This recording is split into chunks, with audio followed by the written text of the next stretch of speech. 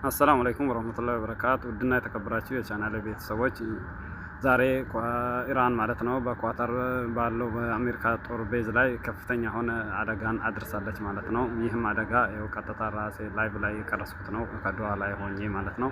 አደጋው በጣም ቤት ውስጥ ላይ ሆነን ማለት ነው። ቤት በጣም ነው የተንቀጠቀጠው። በቃ ቤት ጣራ ሊወጥቅ እስከሚደርስ ማለት ነው መንቀጥቀጣ የነበረው ማለት ነው። እና በጣም ከፍተኛ አደጋ ነበር የደረሰው ማለት ነው። ሁላችንም ፈርተን ማለት ነው። ሁሉም ከቤት ዘሎ ነው የወጣው ማለት ነው። እና አደጋው መሬት መንቀጥቀጥ በጣም ጣራ እስከሚወጥቅ የደረሰ ከፍተኛ የሆነ መንቀጥቀጥን ያስከተለ ትልቅ አደጋ ላይ ነበር ማለት ነው። ይሄው ላይቭ ላይ ቀጥታ የተቀረጸ ነው። ይህን ማየት ትችላላችሁ ኢንሻአላህ። ይህን ቻናል ሌላም አዲስ መረጃዎች ሲኖሩ አደርስላችኋለሁ ማለት ነው። ይህን ቻናል ኢንሻአላህ ሰብስክራይብ፣ ላይክ፣ ሼር እያደረጋችሁ ኢንሻአላህ እንድታበረታቱን ስል በአክብሮት ጠይቃችኋለሁ።